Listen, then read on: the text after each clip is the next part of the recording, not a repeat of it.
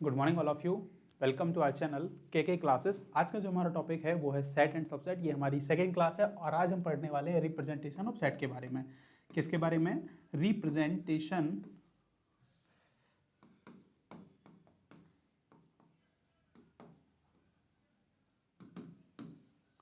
किसकी बात कर रहे हैं? हम कर रहे हैं रिप्रेजेंटेशन ऑफ सेट के बारे में। मतलब एक सेट को लिखने के क्या क्या तरीके होते हैं हम ये समझेंगे। ठीक है, क्वेश्चन ज़्यादा नहीं आते हैं लेकिन यहाँ से बेसिक कंसेप्ट बहुत क्लियर होते हैं। कभी कभी आपके जो एग्जाम होते हैं, लाइक अभी आप 11th-12th में, लेकिन आप आगे जाओगे, आप सेट दोगे या सीईटी देते हो, आईआईटी जेई वगैरह कुछ भी करते हो, तो वहाँ पे कभी कभी बहुत बेसिक्स क्वेश्चन पूछे जाते हैं जो आपसे नहीं बनते हैं, है ना। तो हम उन्हीं क्वेश्चंस को भी एग्जाम बेहाफ पे या उसको फोकस करके ही मैंने ये एक कंटेंट रेडी किया है और इसी के आधार पर आपको डिलीवर कर रहा हूँ। ठीक है, तो हम पढ़ेंगे आज रिप्रेजेंटेशन ऑफ सेट के बारे में। रिप्रेजेंटेशन ऑफ सेट के बारे में बात करें तो कितने तरीके से हम एक सेट को रिप्रेजेंट कर सकते हैं। तो दो तरीके होते हैं। सबसे पहला होता है रोस्टर फॉर्म या फिर सेट बिल्ड रोस्टर फॉर्म और टेबुलर फॉर्म। क्या बोल सकते हैं? रोस्टर फॉर्म और टेबुलर फॉर्म। इसी को हम बोलते हैं सूची। इसी को हम बोलते हैं क्या है? सूची विधि। क्या बोलते हैं हम? सूची विधि। मतलब जिसमें हम अवयवों को कैसे लिखेंगे? एक टेबल के तौर पर लिखेंगे या सूची के तौर पर लिखेंगे। परिभाषा सीधा सीधा है, कुछ नहीं है, सीधा लिखा हुआ है। In roster form the elements are listed within curly brackets. किस में लिखा जाता है एलिमेंट्स को? कर्ली ब्रैकेट्स में लिखा जाता है। एंड सेपरेटेड बाय कॉमा, और सभी के बीच क्या लगाया जाता है? कॉमा लगाया जाता है। बस इतनी सी बात है। क्या लिखा उसने? Elements are listed within curly brackets and separated by commas. ठीक है, मतलब सभी अवयवों को कर्ली ब्रैकेट के अंदर कॉमा के द्वारा पृथक किया जाता है। हिंदी में बोल दिया, समझ के लिख सकते हो आप लोग, है ना। अगर नहीं आ रहा है समझ में तो कोई बात नहीं, दूसरी बार देख लो ना, रिवीज कर लो। कौन सा रिवीज नहीं करते हैं? जितना रिवीजन करेंगे उतना ज्यादा अच्छा रहेगा। अब दूसरी बात क्या है कि अगर यहाँ पे परिभाषा सबको पता चल जाती है, लेकिन उसके आगे वाला पॉइंट है वो पढ़ने वाली बात है। क्या है? जैसे in tabular form the order, याद रखना, the order in which the elements are listed is not important. मतलब वो ये कह रहा है कि जब हम टेबुलर फॉर्म में डेटा को लिखते हैं तो ये जरूरी नहीं है कि एक क्रम में लिखा हुआ हो। एक क्रम में लिखा हुआ हो, कैसा भी लिखा हुआ हो, वो सही माना जाएगा। जैसे नीचे देखिए कि नीचे ए का एक फॉर्मेट दिया है, ए इक्वल टू 1 2 3 लिखा है, 2 3 1 लिखा है और 3 2 1 भी लिखा है। दैट मीन्स आप कैसे भी लिख सकते हो। आप ए को इस तरीके से पढ़ोगे तो भी वो ए ही कहलाएगा, सेट ऑफ ए। ये बोलेंगे तो इसको भी हम सेट ए बोलेंगे और इसको भी हम क्या बोलेंगे? सेट ए या समुच्चय ए ही बोलेंगे। जैसे हम बात करें, अगर हम अंग्रेजी के वॉवेल्स ले लें, हमने बोला ए, ई, आई, ओ और यू। हमने ये क्या पढ़ा? मान लीजिए कि ए कोई सेट है, A is a set of vowels, A is a set of vowels. तो मैंने क्या बताया कि आप वॉवेल्स को हम इसी फॉर्म में लिखते हैं, लेकिन अगर आप ऐसा भी लिखोगे ना, ए, ई, ओ, आई, यू, तो भी ये कैसा है? सही है। अगर आप इसको ऐसा भी लिखोगे, यू, आई, ओ, ई, ए, तो भी ये कैसा है? सही है। मतलब ये भी ए है, ये भी ए है और ये भी ए है। ये सिर्फ ये कहता है रोस्टर फॉर्म और टेबुलर फॉर्म कि आपको जो एलिमेंट्स हैं उनको कहां लिखना है? कर्ली ब्रैकेट के अंदर लिखना है। ब्रैकेट लगा दिए और उन सभी को कॉमा लगा के अलग अलग कर देना है। इसके अलावा और उसमें कुछ मैटर नहीं करता कि आपने किसको पहले रखा है और किसको बाद में रखा है। मैटर एक चीज करती है, क्या है? कि every elements is placed on only once. मतलब प्रत्येक एलिमेंट सिर्फ एक ही बार लिखा जाएगा। याद रखना है आपको। क्या याद रखना है? क्या याद रखना है? इन रोस्टर फॉर्म, याद रखना है, in roster form every element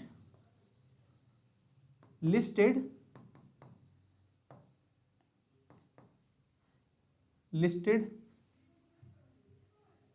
form in roster form every element listed only once। मतलब लिखा है यहां पे प्रत्येक अवयव केवल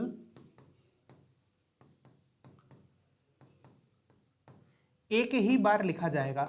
एक ही बार लिखा जाएगा, लिखा जाता है। प्रत्येक एलिमेंट सिर्फ एक ही बार लिखा जाता है। जैसे इसको हम समझेंगे किसी आधार पर, जैसे हमने लिखा क्लास।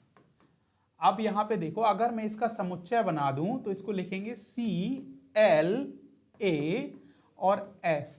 चूंकि यहाँ पे s कैसा है, 2 बार आया है, s 2 बार आया है, लेकिन हम 2 बार नहीं लिखेंगे। क्यों?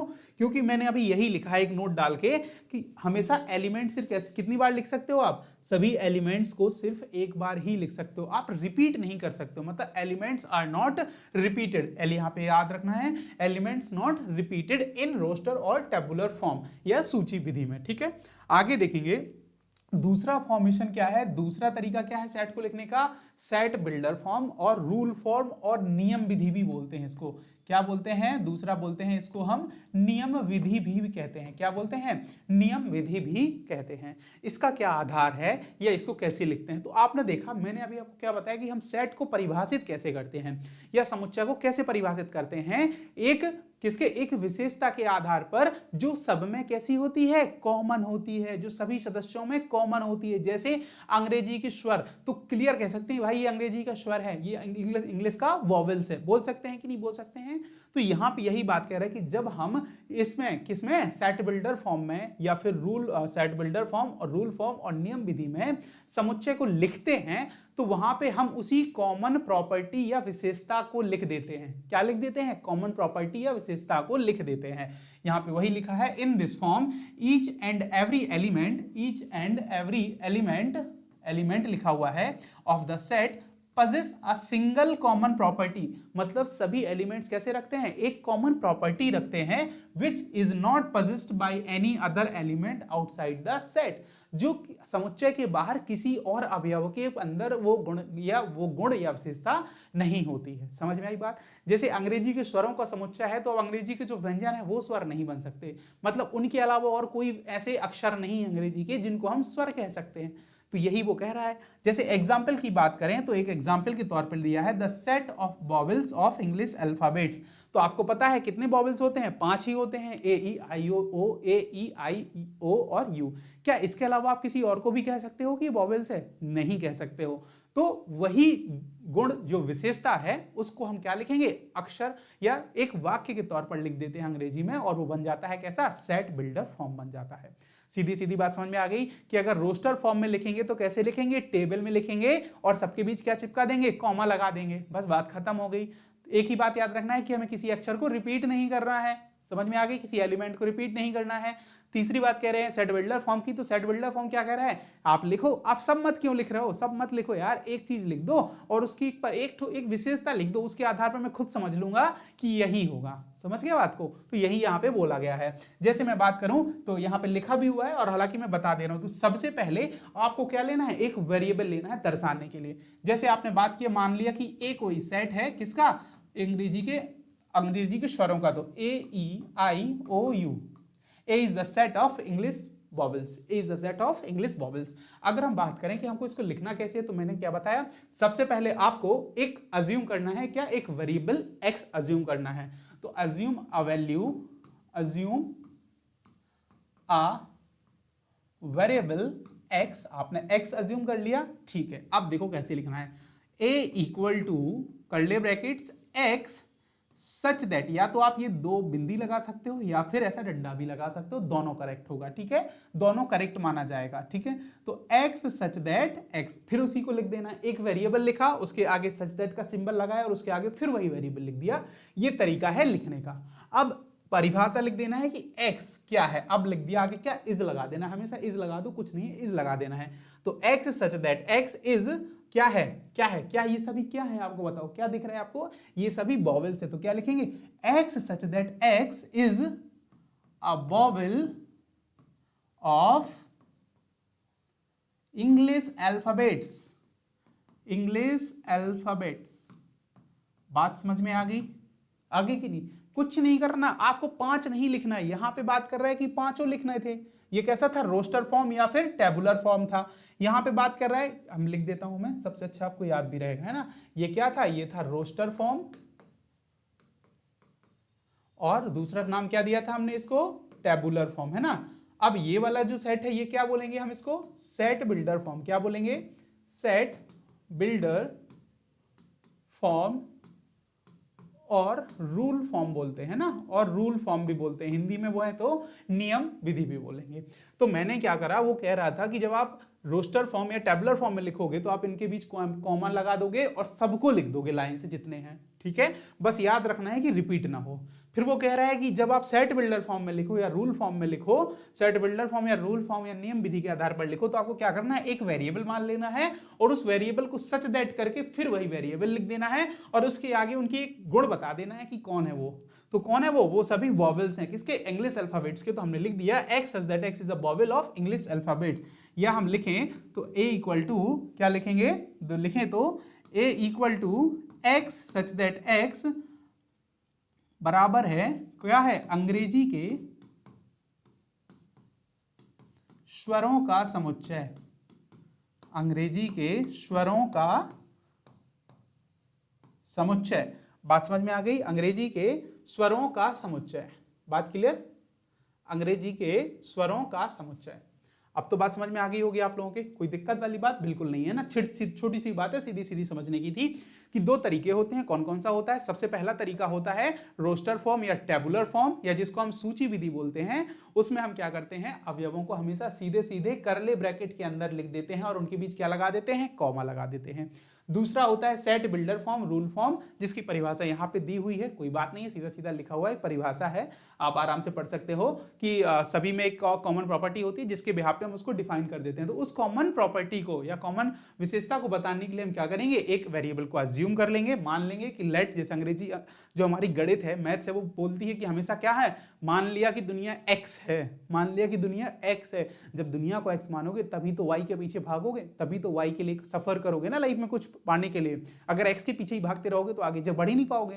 तो यहाँ पे बात वही है कि अज्यूम वेरिएबल x, तो x को क्या बोलना है, x सच दैट x फिर सिंबल सच दैट का फिर x is a vowel of English alphabets. बस हो गया, लो, ये रोस्टर फॉर्म नहीं, ये टेबुलर फॉर्म था और उसके पहले हमने रोस्टर फॉर्म बता दिया। क्लियर हो गई बात। अब इसी के आधार पर हम कुछ क्वेश्चंस कर लेंगे, जल्दी क्लियर हो जाएगा आपको। जैसे पहले क्वेश्चंस की बात करें, right the following set in tabular form और रोस्टर फॉर्म। किसमें लिखना है आपको, टेबुलर और रोस्टर फॉर्म या फिर सूची विधि में। किसमें, सूची विधि में, किसमें, सूची विधि की बात कर रहा है। तो सूची विधि में मैंने क्या बताया, सीधा सीधा लिख दो, जो कुछ है पता सीधा सीधा लिख दो। क्या बोल रहा है, x such that x is an integer and minus जो x है and x between two -3 and -3 to 7। कहां से, -3 to 7।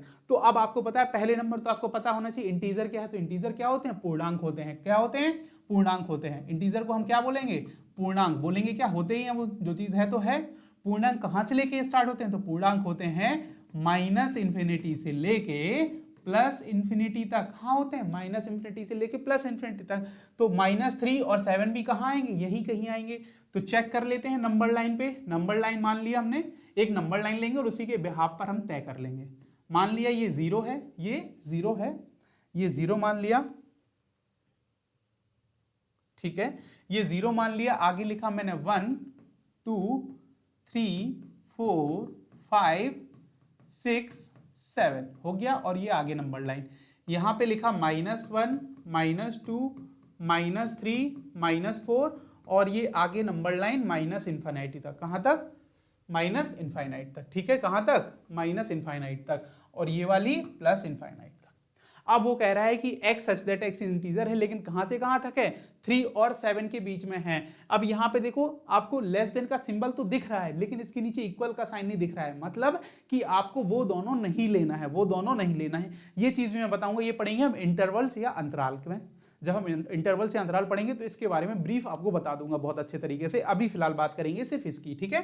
फिर इसकी बात करेंगे तो बोल रहा है कि 3 के आगे लेना है। 3 के आगे कहां तक लेना है, 3 नहीं लेना है, इससे स्टार्ट करना है, मतलब यहां से स्टार्ट करना है और यहां तक लेना है, क्योंकि वहां 7 नहीं लेना है। तो कितने लिखे मैंने लिखा -2 -1 0 1 2 3 4 5 और 6।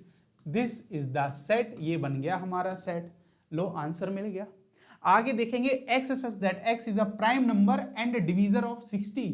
पहले तो बात कर रहा है वो प्राइम नंबर है और दूसरा बात कर रहा है कि 60 का क्या है, डिवीजर है। अगर 60 का डिवीजर है मतलब 60 का क्या है, गुणांक है। डिवीजर का मतलब क्या है, गुणांक है ना, या गुणज है। गुणांक है, गुणज है, चलो कोई बात नहीं, गुणांक भी लिख सकते हो, जो भी मानना है मान सकते हो, है ना। तो डिवीजर है, खंड है, या फिर बात करें डिवीजर मतलब होता है खंड है, ठीक है, खंड मान लो। सबसे बेहतर। तो 60 के अगर हम गुणनखंड की बात करें तो क्या होता है, 1 भी होता है, इसमें 2 से भी डिवाइड जाता है, 3 से भी जाता है, 5 से भी जाता है, 5 के बाद किससे जाता है, 10 से भी जाता है, सॉरी 5 के बाद 6 से भी जाता है, फिर 10 से जाता है, फिर 12 से जाता है, फिर 15 से, फिर 20 से, और फिर 30 से, और लास्ट 60 से जाता है।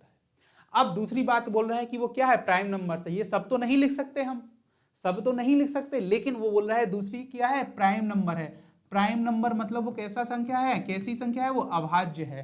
तो अब अभाज्य कौन सी होती है, अभाज्य आप देखो इसमें से कौन कौन सी होती है अभाज्य, कौन सा अभाज्य होता है, अभाज्य होता है भाई 1 2 3 5, और कोई है क्या, और कोई है क्या, है क्या। लेकिन हमने यहाँ पे एक गलती कर दी, क्या कर दी भाई, 1 पे को लिख दिया, 1 तो नहीं होता है, 1 तो नहीं होता है, सिर्फ क्या है 2 होता है। तो 2 3 और 5, तो इसका जो आंसर बनेगा वो क्या बनेगा, क्या बनेगा, 2 3 और 5, क्या बनेगा 2 3 और 5। लो पता चल गया हमको। अब आप लग रहा होगा कि यार ये कैसे निकाला है, तो बस डिवाइड करके देखते जाओ, एक एक नंबर लिखा। जैसे पहले मैंने 1 लिखा, 1 का 60 में डिवाइड जाता है, 1 तो सभी में डिवाइड चला जाता है 1 से, तो 1 लिख दिया। फिर 2 से चेक किया, कैसे, क्योंकि हमें पता है 60 कैसा नंबर है, इवन या सम संख्या है, 60 कैसा नंबर है, इवन या सम संख्या है, इसलिए इसमें 2 से डिवाइड चला जाएगा। तो 1 से भी चला गया, 2 से भी चला गया, 3 से जाता है, बिल्कुल चला जाता है, 4 से भी चला जाता है, मैंने 4 तो लिखा नहीं, सॉरी 4 मेन कर दिया, तो 4 भी होता है, लेकिन यहाँ जरूरत नहीं थी 4 की। 5 बिल्कुल है, 6 है, 10 सबसे चेक करते जा रहा हूं, और जो जा रहा है डिवाइड उसको लिख दिया। तो यहाँ पे समझ में आ गई बात। कैसे लिखा मैंने वही लिखा जो उसने बोला, तो उसको बस क्या लिख दिया मैंने, टेबल के तौर पर लिख दिया। अगला क्वेश्चन है, x such that x is a solution of x minus 1 and x plus 2 equal to 0। ये आपने लीनियर, ये आपने इक्वेशंस पढ़े हैं, इक्वेशंस विद 2 वेरिएबल्स 1 वेरिएबल, ठीक है। ये तो यहाँ पे क्या है, जब हम x माइनस 1 इक्वल टू 0 रखेंगे तो x इक्वल टू क्या आ जाएगा 1, है ना, x इक्वल टू क्या आ जाएगा 1। जब हम x इक्वल टू 1 आ जाएगा। जब हम x प्लस 2 इक्वल टू 0 रखेंगे तो x इक्वल टू क्या आ जाएगा, -2 आ जाएगा। दैट मीन्स कि x की दो वैल्यू आई, कौन कौन सी, एक तो 1 और एक -2। तो क्या हम c को ऐसे लिख दें, c इक्वल टू करले ब्रैकेट 1, -2, तो ये कैसा होगा, राइट होगा, कैसा होगा, सही होगा। बात समझ में आ गई। नेक्स्ट है D, set of all letters of word better. Better के जो वर्ड्स हैं उनको लिखो। तो देखो बी में कौन कौन से हैं, बी है, ई है, टी है, ई है और आर है इतने सारे अक्षर। लेकिन मैंने क्या बताया था, जब हम टेबुलर फॉर्म में लिखेंगे तो सबको कॉमा लगा के लिखना है, लेकिन ये ध्यान देना है कि रिपीट ना हो जाए, तो रिपीट नहीं होना है, इसलिए मैंने क्या लिखा, डी बराबर, मैं ऐसा लिख सकता हूं, सेट क्या है, बी ई टी और आर। सही है, बिल्कुल सही है, बस कुछ नहीं करना है, टेबुलर फॉर्म में लिखना है, पता चल गया। अगला है ई के बाद हम क्या लिखेंगे, ई के लिए क्या बोला है उसने, x such that x is a prime number and divisor of 6। अब 6 की बात, यहाँ पे 60 था, यहाँ पे 6 है, तो भाई साहब कौन कौन डिवीजर है, 1 तो होता है, लेकिन 1 नहीं लिख सकते क्योंकि 1 क्या है, प्राइम नंबर नहीं है, 1 is not a prime number. तो 2 हो गया और 3 हो गया। लो हमारा आंसर मिल गया हमें सीधा सीधा, जरूरत ही नहीं ज्यादा मेहनत करने की, बिल्कुल जरूरत ही नहीं पड़ रही है। अगर आपको समझ में नहीं आ रहा है तो कम से कम लेक्चर्स को 2 बार देखो, कम से कम लेक्चर को 2 बार देखो, और फिर भी समझ में नहीं आता तो आप कोई बात नहीं, आप कमेंट करो, आप कमेंट करो, ठीक है, आप कमेंट करो। और इसके बाद भी अगर कोई डाउट आता है तो आप व्हाट्सअप कर सकते हैं। कौन से नंबर दे रहा हूँ आपको, 9479676675। आप इस नंबर पर मुझे व्हाट्सअप कर सकते हैं। क्लियर है बात, ठीक है। आगे देखेंगे, फिर इसी भी यहाँ पे कुछ क्वेश्चंस दिए हैं और इसको हमें लिखना है सेट बिल्डर फॉर्म में, रूल फॉर्म में। अब हमको कैसे अवयव दिए हैं, अब दिए हैं हमें रोस्टर फॉर्म में, तो कन्वर्ट किस में करना है, इन सेट बिल्डर फॉर्म। तो पहले आप देखो समझो और फिर हमें इसका आंसर देना है। जैसे आपको लिखा है 3, 6, 9 और 12। अब सीधा सीधा है यार, हम छोटे से पढ़ते आ रहे हैं तो हमें देख के ही समझ में आ गया है कि ये क्या है, ये तो 3 का गुणा लिखा हुआ है, 3 का मल्टीप्लीकेशन लिखा हुआ है ना। तो मैंने क्या बोला था, एक वैल्यू अज्यूम कर लो, तो मैंने अज्यूम किया x सच दैट x किसके बराबर, 3n के बराबर, किसके बराबर, 3n के बराबर। क्यों, क्योंकि हम n की जगह कुछ भी लिखेंगे उसका गुणा किस में हो जाएगा, 3 में हो जाएगा, मतलब 3 से वो बन जाएगा नंबर। तो 3n वेयर का मतलब जहां, n इक्वल टू n कहां से कहां तक होगा, 1 2 3 4, जहां पे n बराबर 1, 2, 3 और 4 है, ऐसा लिख सकते हो। दूसरा तरीका क्या है, दूसरा भी इसको हम लिख सकते हैं x such that x is a multiple of 3, multiple of 3 less than 15, 15 से छोटा। 12 तो है ना, तो 12 तो लेस देन, अगर 12 लिख दिया हमने तो 12 नहीं लिखना पड़ेगा, 12 लिख दिया तो गलत हो जाएगा क्योंकि 12 दिया हुआ है, तो हमें 12 से आगे का एक नंबर मानना है, तो कहां मान लेंगे हम 15। तो अगर इस तरीके से चाहो तो इस तरीके से भी लिख सकते हो या फिर ऐसे भी लिख सकते हो। और भी एक तरीका है, और भी एक तरीका है, उसको कैसे लिखेंगे, x such that x equal to 3n where n belong करता है कहां से कहां तक, n less than equal to 1 और यहां पे 4। देखो तीन तरीके से हम एक क्वेश्चन को हम 3 से 4 कितने तरीके से कर सकते हैं, कितने तरीके से कर सकते हैं ये आप पे डिपेंड करता है। अब जैसे अगला है, अगला देखो सीधा दिया है वॉवेल्स का, तो हमने ये तो कर लिया है, क्या करा है, ये तो पहले सॉल्व किया है, तो x such that x is a vowels, vowel लिखेंगे बस, वॉवेल ऑफ इंग्लिश अल्फाबेट, क्या लिखेंगे, इंग्लिश अल्फाबेट्स। क्लियर है बात, आ गया। अब आप बोलो सर इसको भी लिख दो, तो इसको कैसे लिख दूं यार, अब जिस चीज को लिख सकते हैं उसको लिख दिया, जिस चीज को नहीं लिख सकते उसको कैसे लिखेंगे, है ना। तो कुछ के लिए तरीके हैं, कुछ के लिए नहीं है। अब आगे जैसे दिया है, दूसरा है, तीसरा क्वेश्चन क्या है, 1, 3, 5 और डॉट डॉट डॉट, मतलब साफ दिख रहा है कि 1 कैसा है, इवन ऑड नंबर, 3 भी ऑड नंबर, विषम, 5 भी विषम, तो आगे भी कैसे आएंगे, विषम विषम विषम। तो क्या मैं इसको ऐसा लिख दूं, क्या ऐसा लिख दूं, x such that x is क्या है, ऑड नंबर्स, क्या है, ऑड नंबर, बस कुछ दिमाग नहीं लगाना, क्या है, ऑड नंबर मतलब विषम संख्याओं का समुच्चय, x सच दैट x विषम संख्याओं का बराबर विषम संख्याओं का समुच्चय, सीधा सीधा, कुछ नहीं दिमाग लगाना। अगला देखो, अब यहां तो भाई बात खड़ी हो गई, अब नहीं समझ आ रहा कि क्या किया जाए, तो आप यहाँ पे अच्छे से लिखो इसको, पहले तो पता चल जाएगा। यहाँ पे 1 है, 1/2 है, 1/3 है, 1/4 है, 1/5 है और डॉट डॉट डॉट।